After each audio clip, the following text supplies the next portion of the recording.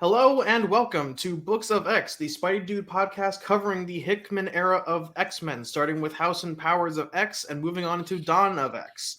My name is Neil Bogenreiter, the host of X, and with me is the executive producer of the network, Zach Joyner, who is heavily breathing into his mic. How are you doing today, Zach? Well, I'm good. I'm fighting internet issues, so I sincerely apologize if you have some audio issues later on with me because we know how this is going, me and Neil. So it's a pleasure to be here. I'm glad that we are to the finale of this little pilot, 3-part pilot, and happy to be here.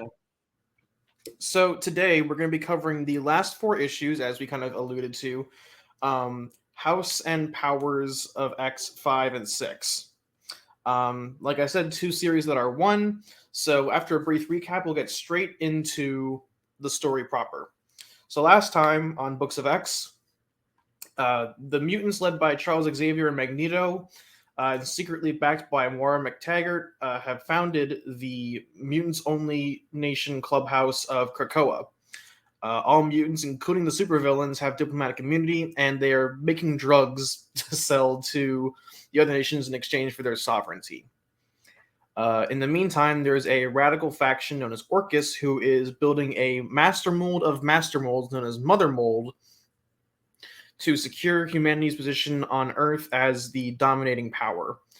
The X-Men, led by a team led by Cyclops, led a raid on Orchis's Soul Station, and though they destroyed the Mother Mold, their lives were all lost. Meanwhile, 100 years into the future, a pack of mutants led by Apocalypse and Moira McTaggart have raided a Nimrod-led stronghold and gotten the data to pass on to later lives. And 1,000 years into the future, Nimrod the Greater, which is like a little ball thing, hangs out with the librarian and a bunch of other blue people as the Phalanx attempt to converge with, I guess, humanity. There's also some people in a zoo cage. We don't know a whole lot about what's going on there, but we'll probably get some answers tonight. So to begin, let's talk about House of X number 5. The book starts on Krakoa with Polaris and Magneto debating the benefits of society. Where Magneto and Xavier have always wondered what would happen if the mutants stopped being hunted and put their roots down somewhere. And in come the 5, which are Hope Summers, Tempest? I don't know. Eva Bell, Elixir, Proteus, and Bendis's OC Gold Balls. Turns out that Gold Balls was just making random gold balls for no reason, but it turns out that all along they were eggs. Proteus makes those eggs viable. Hope injects them with the DNA of a mutant, and Elixir kickstarts the process of cellular replication, while Eva Bell speeds up the process, and with Hope's sinking powers, pulls off the act of resurrection. And we cut back to this opening scene of House number 1, where Cyclops, Jean, and the other X-Men who raided Orchis Station are greeted by Xavier, and he says, "To me, my X-Men." Polaris questions, well, we just brought back the husks of them, right? And Magneto says, watch Xavier. Cerebro was never really what we thought it was. True, it looked for mutants, but it also copies the essence of any mutant Xavier finds so that when he needs to, he can put a mutant back in its shell. And Xavier welcomes Cyclops back to the land of the living along with the rest of his team. And Storm says that Krakoa is waiting for them. Chapter 9, Society. So, in the most Kool-Aid drinking sense possible, Storm gathers all the supporters of the mutant cause in the middle of underneath this flower and reintroduces the X-Men as the heroes of Krakoa. Storm and Scott recognize each other's game and talk about how they learned leadership from watching each other, and all the mutants say, "Mutant." Jean and Storm exchange words about Jean being the only one that was ever her. And what is she? Mutant. Penance says no touching, and that's how Storm knows it's her, as the crowd cheers on Mutant. In the background, Xavier and Magneto recap how Genosha is not spoken of as a grave, but as a crucible. And Magneto says eerily they should have killed us all when they had the chance. They mention vaguely the UN vote, which is tomorrow, and Magneto's like, "Are you worried about this?" And Xavier says, "Not today. I'm full of nothing but hope." And Storm designates the X-Men the heroes of Krakoa, and we get a basic data page about how Mr. Sinister's DNA repository, which we learned about in Powers of 10 number 4, last issue, or last episode, was basically Charles's backup plan for resurrecting all these mutants over time, and how Cerebro is used. It essentially recaps what we've learned over the last couple pages into one thing. They mentioned that at the rate that they're going, they would need about 300 years to bring back everyone who had died, let alone addressing the mutants who had died, who had lost their powers as a result of decimation by Scarlet Witch. But that they're going to try and speed up with more unification of the machine, that eventually that goal can be completed in about 10 years. The complication being that Xavier had to download and resurrect 6,000 minds a day. But by that time, they'll have enough telepaths to properly use Cerebro. And that every 24 hours, Charles scans everyone's mind and says, "Okay, have at it." At the United Nations the next day, Emma Frost, backed by CIA ghoul Hank McCoy, celebrates with Charles about Krakoa becoming a country. And Emma's like, buy me something pretty now or make me the governor of a province. And Xavier says, no, I have something bolder in mind. So a couple of countries rejected Krakoa's sovereignty and their medication.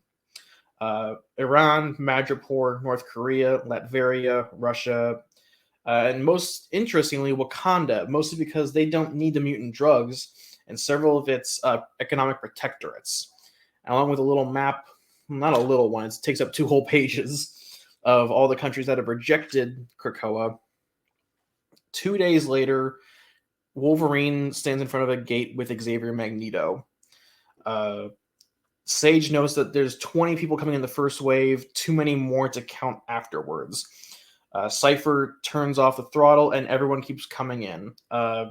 Everyone from the Hellfire group to, Mastermind,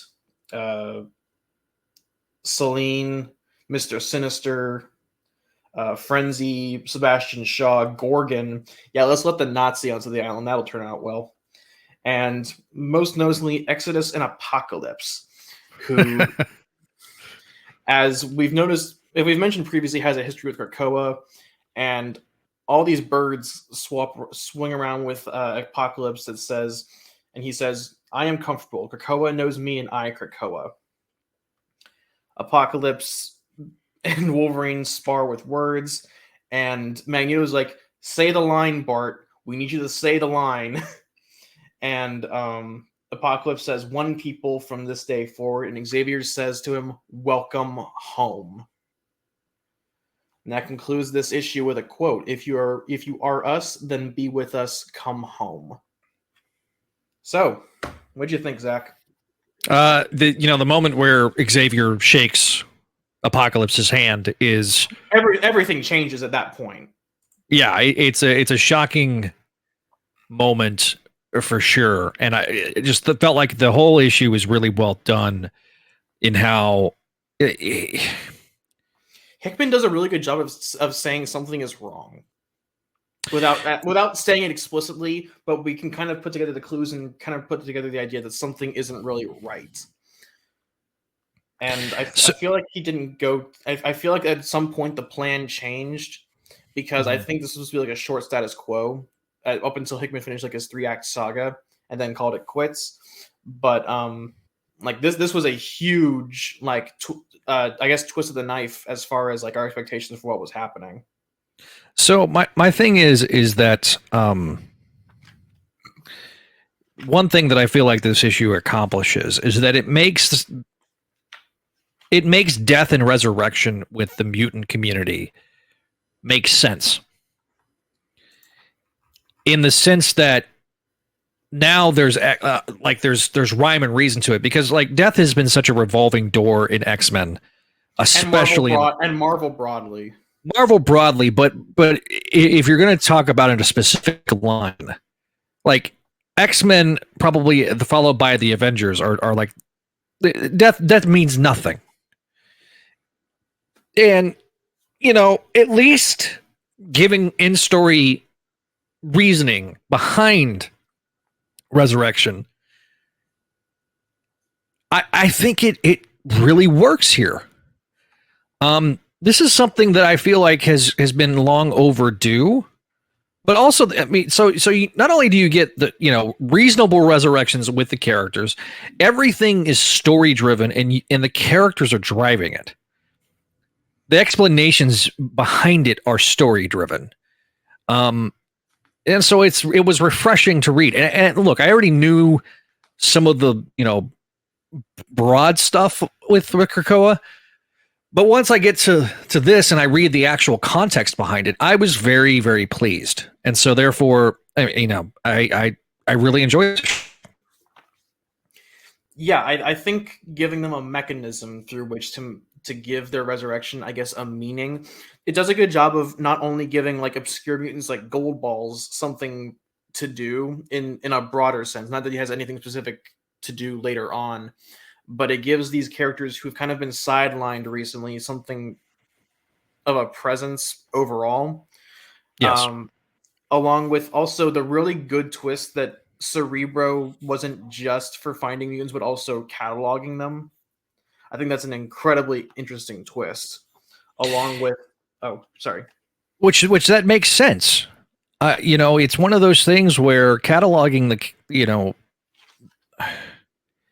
if anybody was going to catalog the mutant race, it would have been Xavier, and it would have been probably misinterpreted at any other point in the history of the title. But here, it makes profound, complete sense.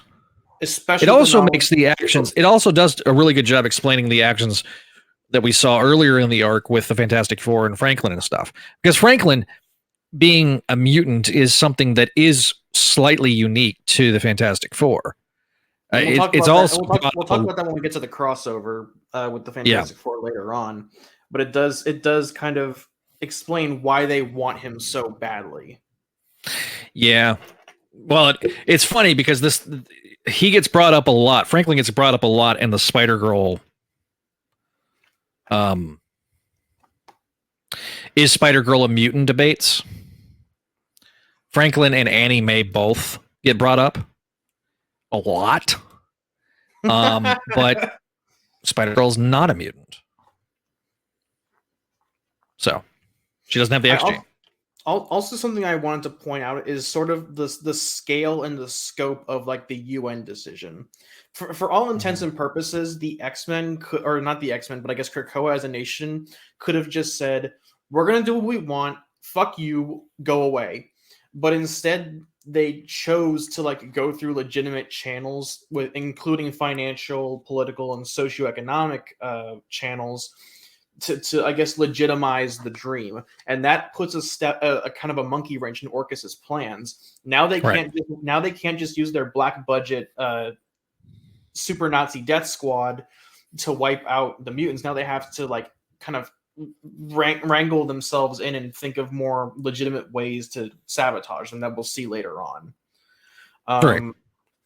But the scene with Storm and the strike team, it worked on multiple levels. For one, like I said, the fact that the villain's coming is your indicator that something is very wrong.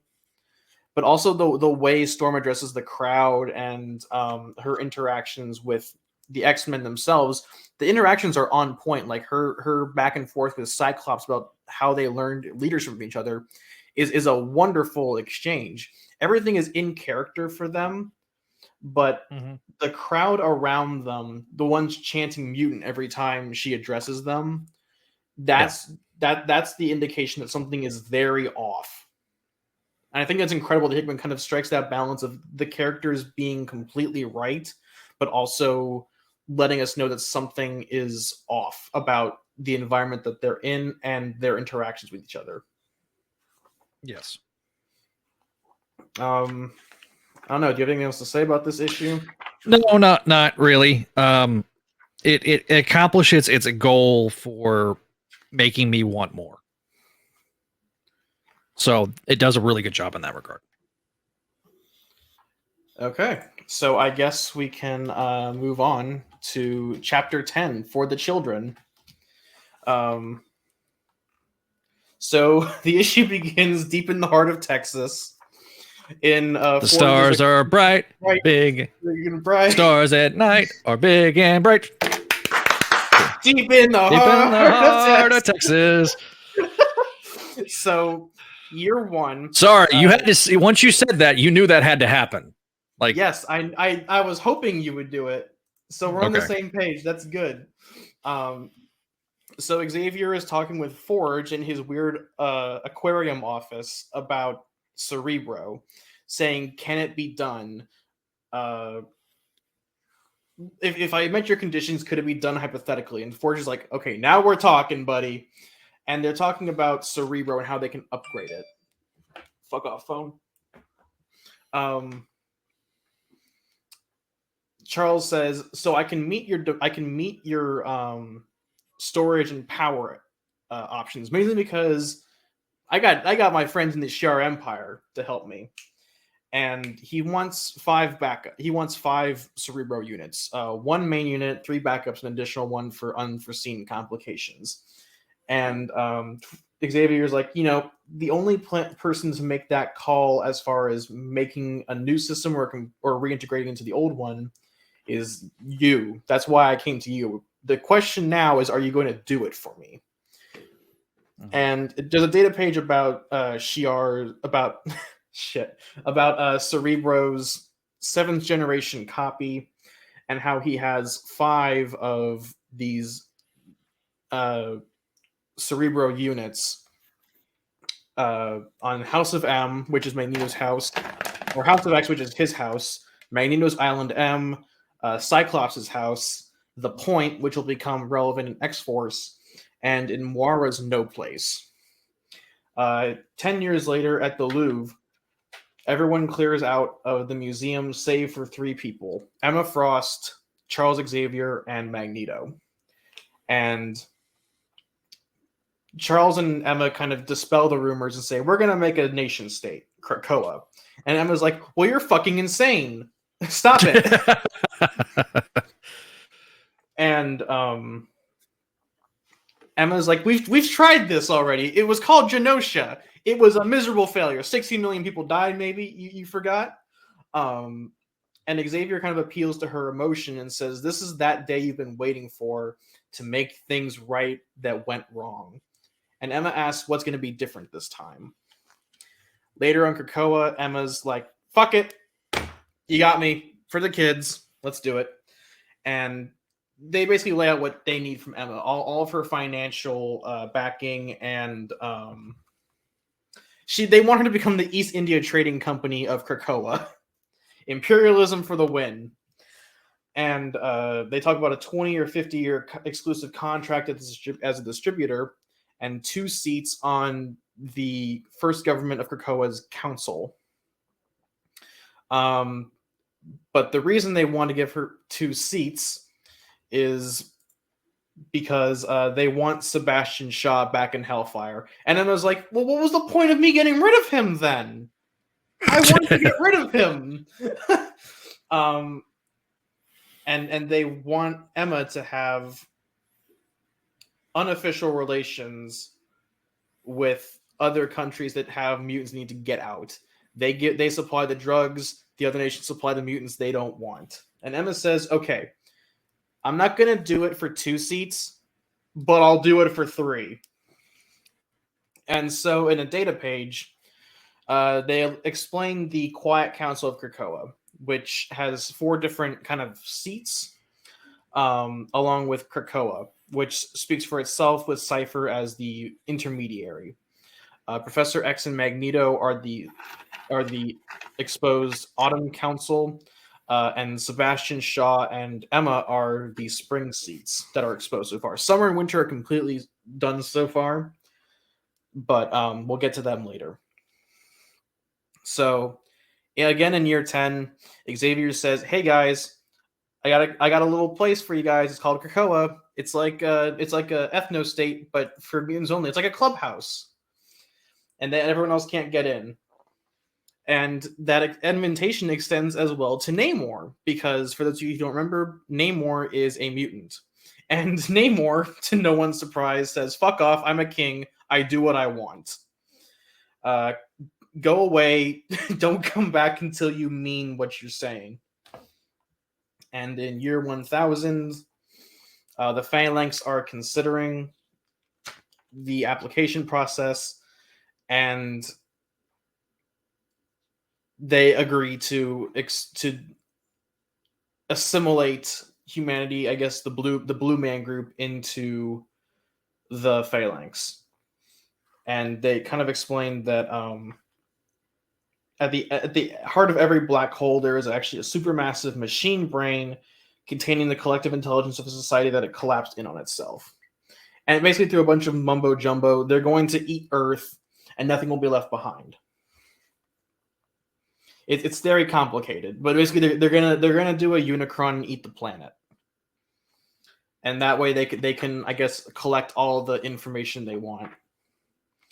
And the issue ends with a data page on the different kinds of world minds available.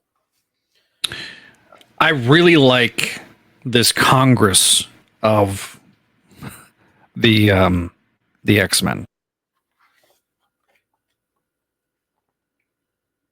Elaborate. Okay, or don't. So until Zach gets back, I'm going to kind of go over my thoughts on the issue. I thought this was a very good kind of non-linear exposition. Here he is. You're going to be doing some editing on this. I'm going to apologize. That's my fine. thoughts on this are, I really like the council. I like the concept of it. I like how you have the different various types of mutants on there. I like how Emma is handled and portrayed here. So I think it's all good stuff. I love Hickman's portrayal of Emma, like someone who is very aware of her shady past in the Hellfire Club, but also wants to make right by it, unlike others that we'll see later on, including Sebastian Shaw. I think they did a good job kind of censoring themselves with the whole Quiet Council and just revealing those 4 on the council, along with Cypher and Krakoa, but they don't count. But a lot of this issue is kind of going back and explaining like the origins of how Krakoa was founded, along with the actual application of Cerebro as a mutant saving device, or a mind weight or a brain pattern saving device. Once again, RB Silva really nails the art on this issue. I think it's unspoken how much he brings to Krakoa's aesthetic that Pepe Larraz already laid the foundation for. I think it's a lot simpler, but also much more detailed in that regard. Agreed. My one, not complaint, but I guess my one reservation I have is that year 1000 remains incredibly complicated. As far as needing to know everything, it's very, very complicated, and there's a lot of exposition in the year 1000 stuff, and ultimately going a little further ahead into year 1000 into issue 6.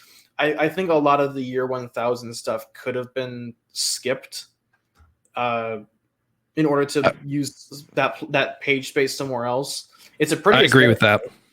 it's a pretty aesthetic though, and it has a lot of cool visuals, but ultimately I feel like it wasn't utilized except for exposition. Yes, obviously we'll get into that when we get to issue 6, but you're not wrong. The elements don't need to be there. Yeah. Like I said, it's pretty to look at. I think it's a cool aesthetic, but I just feel like as far as the years of 10, it's the one that's got the most going on, but the least amount of sense put into it. Yes. I wish we could have seen more of year 100. I feel like Hickman really wanted to push year 1000, but I think year 100 was the most interesting as far as plot points went. So it's a little disappointing on that front, but nothing like deal breaking. Agreed.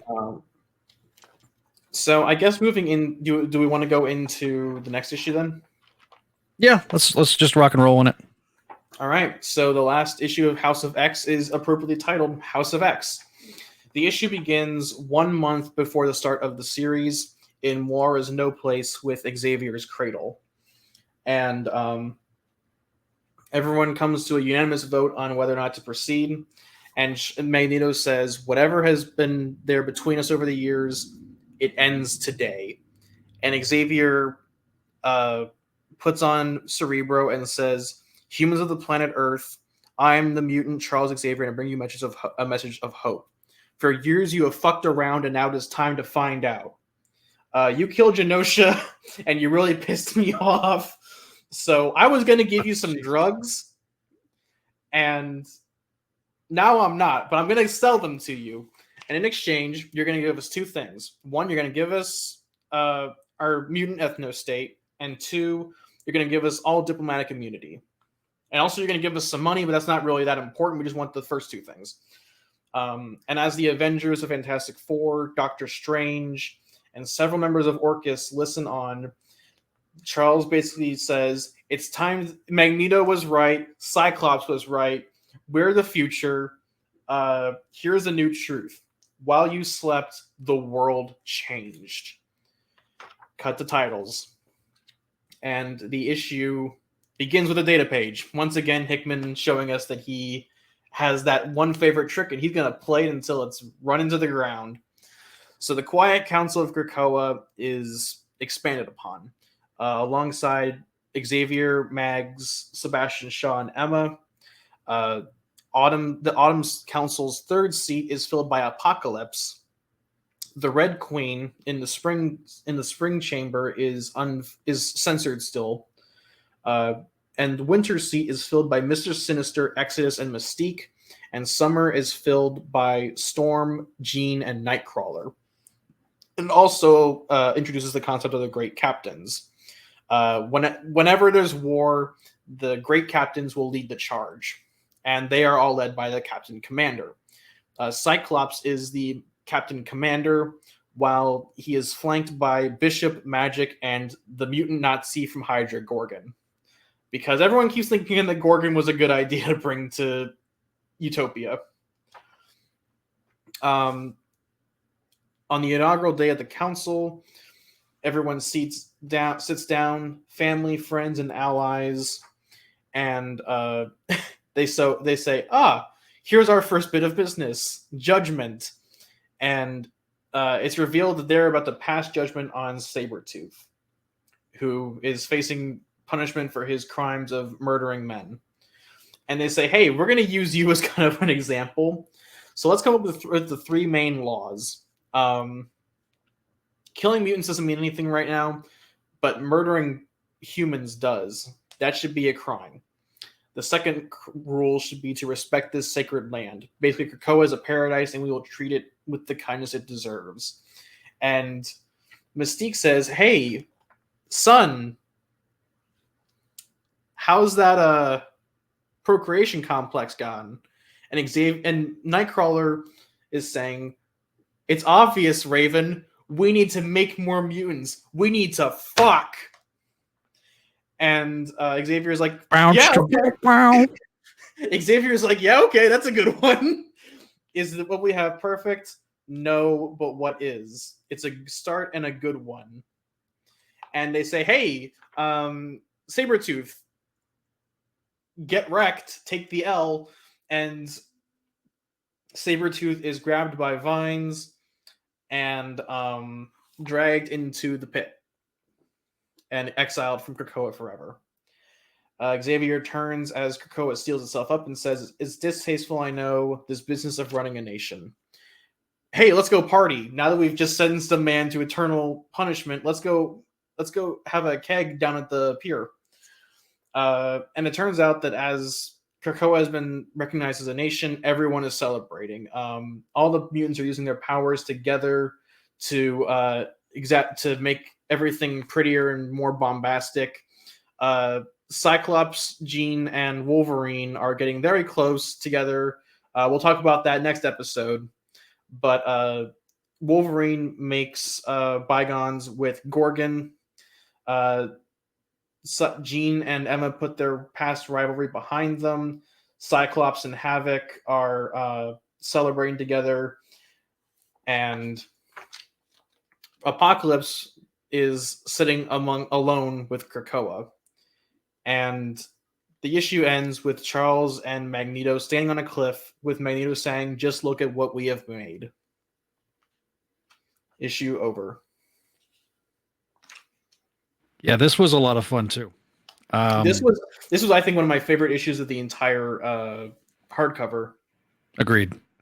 It definitely is one of those that to me, it's one of those we can never come back from this. Like, everything has changed from this moment on. Yes. Yes. A lot of it is political mumbo jumbo about like what the laws of Krakoa should be, but it's very tastefully done and never like bogged down in exposition. I mostly just got through it because I wanted to get to the point of those 3 laws. The funny thing about those 3 laws, you know what it reminds me of, right?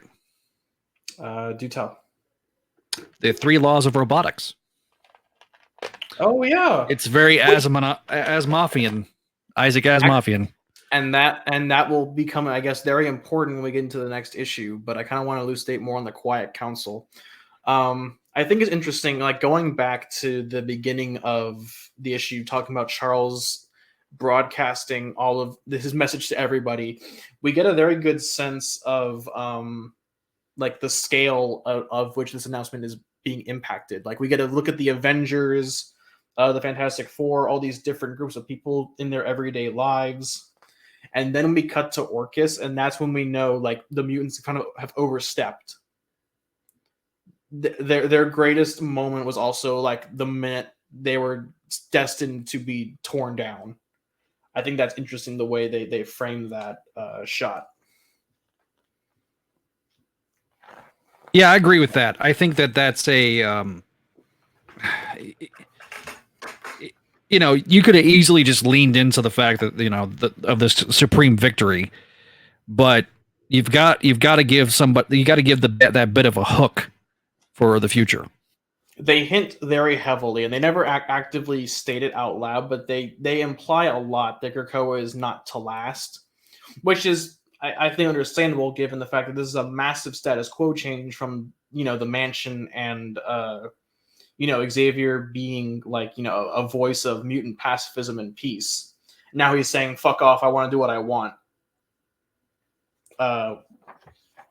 So this could have very easily been like, oh, look, we can go back to the status quo. But the issue going forward, aside from those Orcus panels, is treated very much as a point of no return as far as the status quo is concerned. I want to talk a bit about the Quiet Council itself. What do you think of the lineup? As far as the lineup is interesting. It really is. The Quiet Council is very interesting in terms of its lineup because it's very eclectic. But in terms of having a council to represent all of mutant kind, it does a really good job. I think they kind of need it, as much as I think it's a dumb decision for the X-Men to allow like their most hated villains, like including like Apocalypse, to sit on their governing body. I understand why they did it, because they have to represent everybody on the island and not just the X-Men. So from a logistics perspective, it makes sense. but I do think it's a mistake, like giving Sinister and like Mystique of all people that much power, especially since we know with the benefit of hindsight that it's going to bite them in the ass going forward. I do think it was a good idea to put Jean, Storm, and Nightcrawler on one corner together, though, to consolidate their opinion. Yes, you still have that representation of the X-Men in that realm, in that regard. But you also have the villains who represent other ideological interests of the mutant race. Which I mean, if you're treating this as a political thriller, makes sense. Yeah. Logistically, I would not put Mr. Sinister anywhere near a position of power. I don't trust him as far as I could throw him. But as far as DNA collection is concerned, he's kind of a necessary evil. Yes. I don't know why the fuck you put Exodus there, though, considering he's a religious fanatic, and everyone else considers him a fucking weirdo. But it's also one of those things where you keep your friends close and enemies closer. So I understand that. Yeah, and also he's incredibly powerful, so it does make sense to kind of keep him as close to the chest as possible. As far as the Captain Command, the great captains are concerned, I think they did a great job with the lineup. Aside from Gorgon, I don't know what Hickman's fascination with Gorgon is. I mean, I think he didn't create Gorgon, did he? You're asking the wrong dude. Hang on, let me look this up. Okay, so he appeared in 2004. He was created by Mark Millar and John Romita Jr. But I think that Hickman was the one who connected him to, who gave him as much control over Hydra as he did. But I still would not let Gorgon anywhere near a weapon, let alone give him that much authority. That one's dumb. That I don't get why the fuck they let Gorgon even anywhere near the island. Even with the diplomatic immunity drama aside. Yeah. But aside from that, the great captains are a great lineup. Bishop and Magic both have a lot of tactical experience, and I think making Cyclops the captain commander, and this might be speaking to someone with a bit of a Cyclops bias. Oh no, not you. I think it was a great choice to make him the captain commander, not only because logistically he's the closest to Xavier's dream that anyone can be, but also he's well known as the field leader of the X-Men. Yeah. Along with it would have been easy to make him like a member of the council, and we'll actually get back to that later on. But putting him in a position where he's allowed to be a field leader and a soldier, while also in a position of a lot of authority, considering he's like the leader of Krakoa's entire army, I think is a good logistical choice and fits his character extraordinarily well. Well, and it also allows it allows a bit of rehab for the character too, considering everything. Especially considering his time as Magneto 2 Optic Blast Boogaloo. Yeah. So, at the same time, that character needed a desperate like reset. Not reboot, but it depends on how you view Cyclops' arc. I personally viewed it as a great arc for him, but right. I think for people who wanted to go back to basics with Cyclops, this was the best way to do it without ignoring his progression as a character. Agreed. I don't disagree with that, because there is a part of me that's like, okay,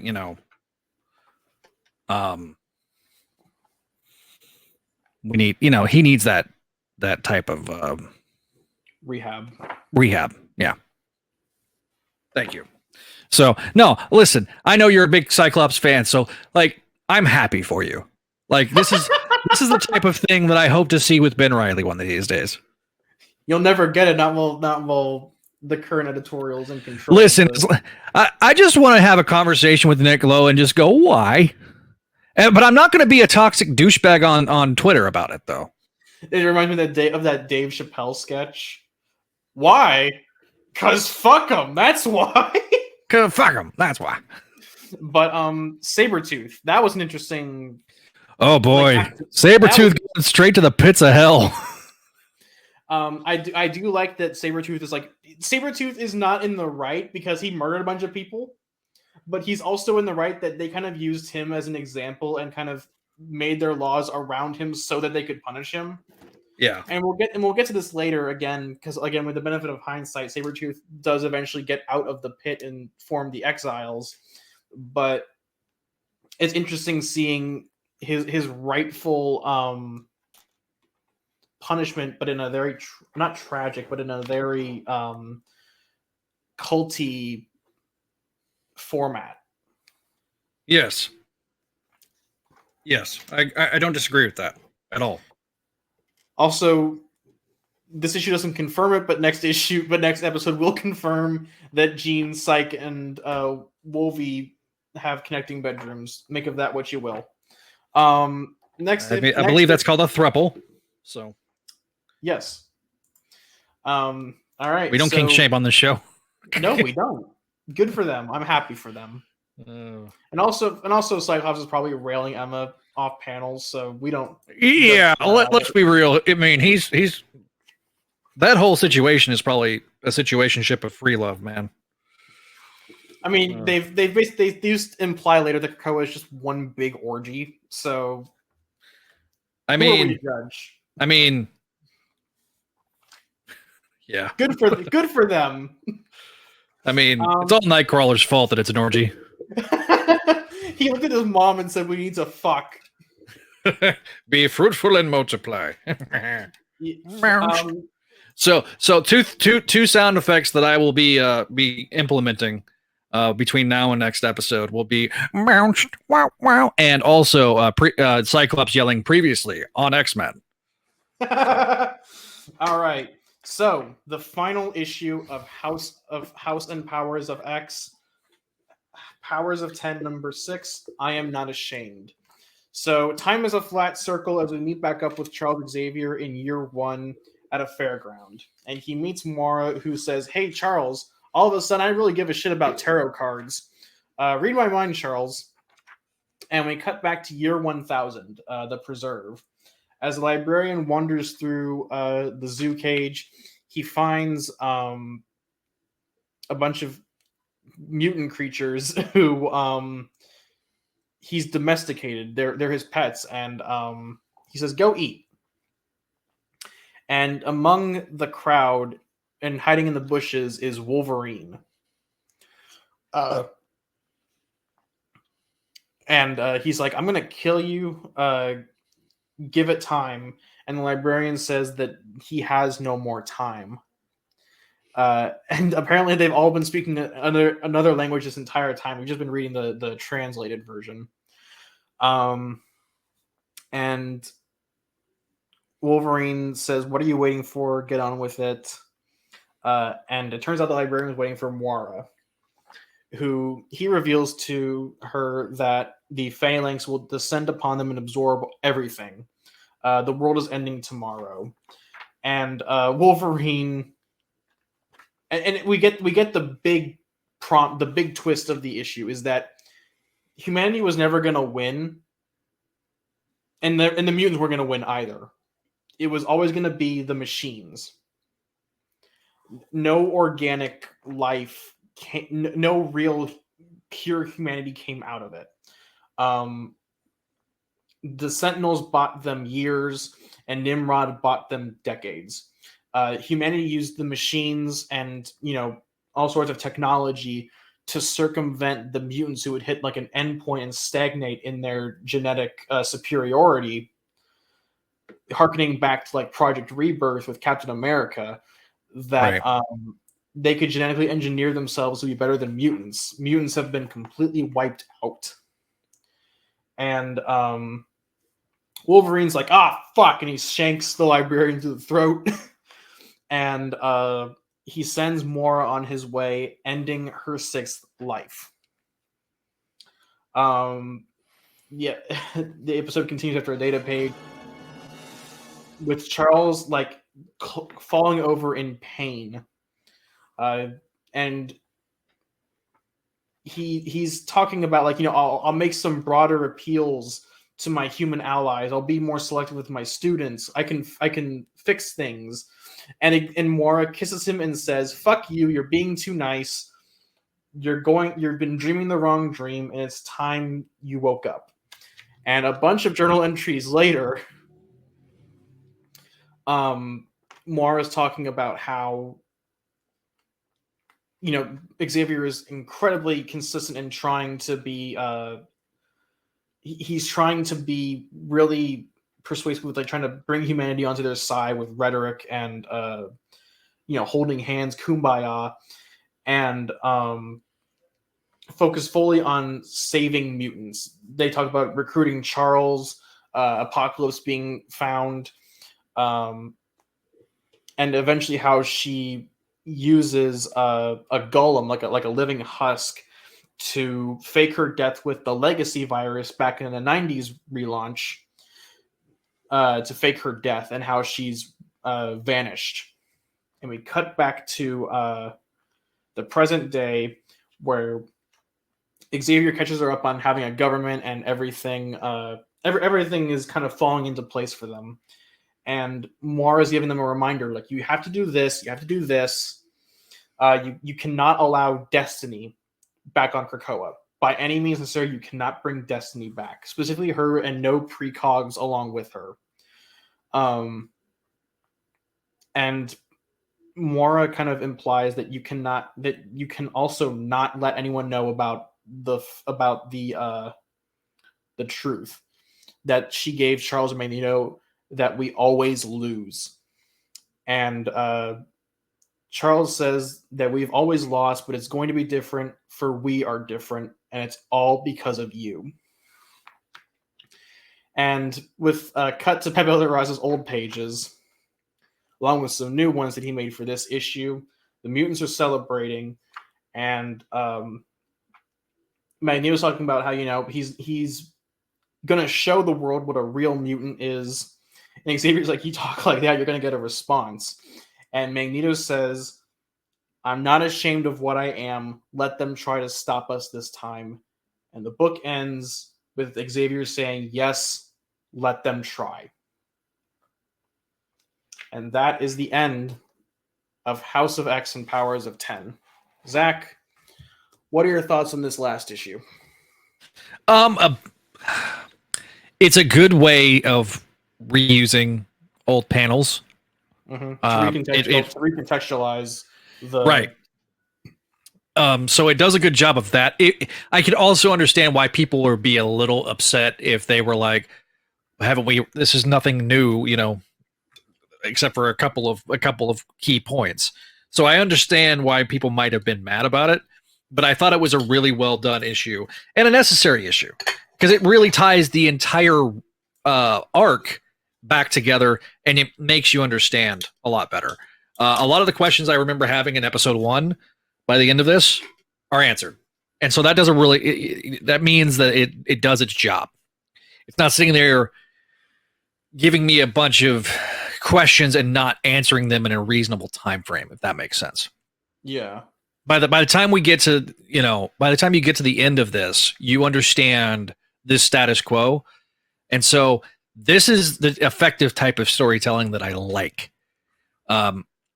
You can have different status quos, but you can't take a bunch of time, and the audience therefore doesn't understand. This took 12 weeks to tell a complete story. And it does. It tells you a complete story, but it also makes you interested in what's coming next. And so that, therefore, is it's effective. Yeah. I think what's interesting is the twist at the end, that there's no real winner. It's always the machines, and those machines are, because they have no soul and no real sentience, the fight is ultimately meaningless, because neither humans nor mutants come out on top. It's always just like a bunch of data that is the one that survives up top. And I think it's interesting that Hickman went with that direction. Well, it's also very much apropos, because it's the type of questions that we are asking ourselves as humans right now. Mm-hmm. Especially, and this, of course, didn't foresee the chat GBT stuff and the AI. We knew AI was coming. We just didn't know like, in what iteration and how fast it would come. Exactly.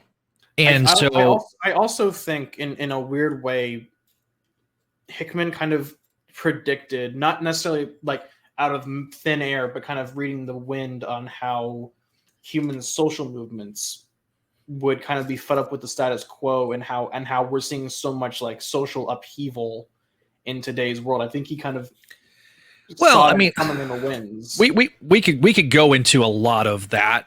And The we might have to like make a separate episode for that, just kind of discussing off without structure, kind of how Hickman both discussed and kind of predicted and read the wind on how the geopolitical situation for Koa was impacted by the real world stuff. Yeah, well, yeah, but yeah, it's also one of those things that I feel like we could only do on Patreon, because I'll say this: we're gonna probably say things that the YouTube overlords may not like, and it may not even be Neil saying it; it may be me. But I think it's one of those things where we have to have a free ability to express ourselves and express, our opinions on these things, because it's probably going to get very murky and then in the weeds, especially if we're talking about real world stuff. It's going to get very, very murky. And I'm glad we got to talk. I'm glad we talked about the economic stuff, because economic stuff is very complicated, and I loved how Hickman integrated that into the overall arcs of House of Powers. Agreed. Because frankly, I mean, if you have mutants existing in this time period, in this point in time, the question would be, why aren't they doing everything to help their inferior cousins? And Hickman answers that question very well, because regardless, well, for one, Moira is telling Charles, no, don't focus on them, focus on the mutants. But also, they kind of answer that question in House, where Xavier is like, you've constantly killed us. Like, regardless of like the emotional support we've gotten, you've killed like 16 million mutants. Like, you can't come back from that. Yeah, well, and I mean, yeah, because humanity. If you look at look at, and I don't know if they still count Eric as a Jew or a Holocaust survivor. That's why they had him. I think that's why they had him at the Jerusalem habitat, was so he could kind of make his point. Because I think at this point it's very difficult, sliding timescale wise, to make. they've rejuvenated him. It's one of those sliding timescale things that we have to accept at face value. Like, it's really hard to sit there and call him a child of the Holocaust when the Holocaust is almost 100 years ago. You know what I mean? 80 years, yeah. It's been 80 years. I mean, pretty much we're getting to the point where the World War II generation is being died out. Yeah. The World War I generation is gone. There is nobody left that was alive during World War I, or served in World War I even. And we're very steadfastly getting to that point with the World War II group. It shrinks every day. So it's going to be really interesting once the boomers start dying out, like the actual baby boomers, not the Zoomer version of boomers, because I'm technically a boomer to Zoomers. So F off. No, fuck off, Zoomers. I don't need your sass. I am not a baby boomer. No, I wasn't going to talk about that. I was going to talk about something else. Sorry, you got me on a rant. My bad. Okay, this is the type of rant you're going to get on Patreon. But old man yells at cloud. I know. Going back and reading like earlier issues, they make a big deal of like all the mutants that are like dead, like all the statistics about mutant death. Like they make no fun, and they show the deaths on screen. Like they show like bodies everywhere, and they do a really good job of going back to House. The miracle of mutant resurrection. Like, we can finally bring back people who, for no fault of their own, were slaughtered because they were different. And they do a great job of framing it in that lens of like, now they are no longer statistics. They can be people now. Yeah. Yeah. Well, and the other thing too is that I knowing kind of where Moira ends up going, thanks to recent comic book issues that I've read, it is very interesting looking back at Moira at this point and where her character ultimately goes. I think ultimately this is kind of spoilers going forward, but I think they kind of lost the plot with Moira because she started out with like a very distinct character arc, especially now that we know that she's back. But she kind of slides further and further into just kind of being like, shit, I'm gonna destroy everything if I can't have it this specific way. Well, and see, the thing is as somebody that grew up like watching the '90s show and watching So this the book smells like Foxmen, but we're watching the '90s show and Foxmen, I really enjoyed, especially in the recent iteration of X-Men, um, with like the Fassbender and McAvoy era. Mhm. I really liked how Moira was in those movies, especially in First Class and Days of Future Past. So I enjoyed that character, and so, but I didn't know enough about her in the comics. So getting to see a version of that here makes me interested in the character. Yeah, as someone who didn't really have a lot of very defined emotional connection to the X-Men before this particular saga, I think it's interesting how much more interested I was in Moira than I thought I would be. Because when I first read when I first read was it Powers of 10 #1, she very much felt like an exposition device.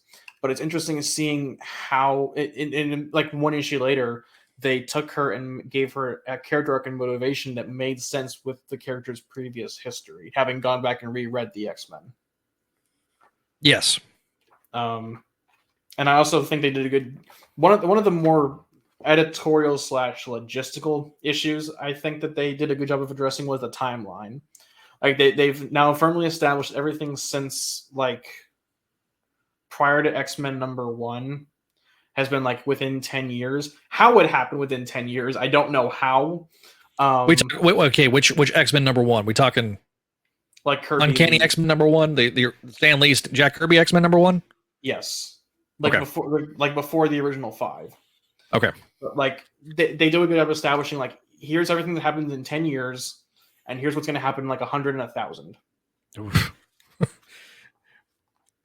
Um, Why do I get the feeling we're going to get something like that with this Hickman written Ultimate stuff? I'm scared. Because I don't know how I feel if they're bringing back the Ultimate universe, which I think should exist. It should not sit there and have been destroyed. Yeah, I don't agree with that, because I recently have been doing a read through of Ultimate, just as something to do other than read through Amazing. I was like, the thing is with Ultimate though, reading through Ultimate is a much more quicker endeavor because of the way Bendis writes. But it's very of its time. oh, it reads much better in a binge format, I'll say.